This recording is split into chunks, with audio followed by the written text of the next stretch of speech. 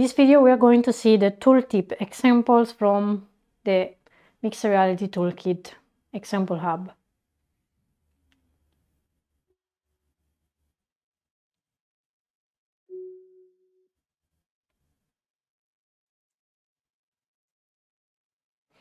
As you can see here, it opens up with a 3D model over there. Now I'm probably too distant from there, so I have to get closer and move it close. Here it is.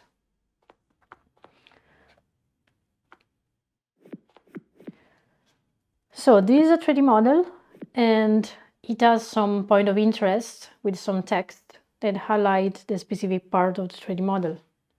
So you can see there are wheels that point here, camera that points there, spectrometer that points here, antenna, another antenna.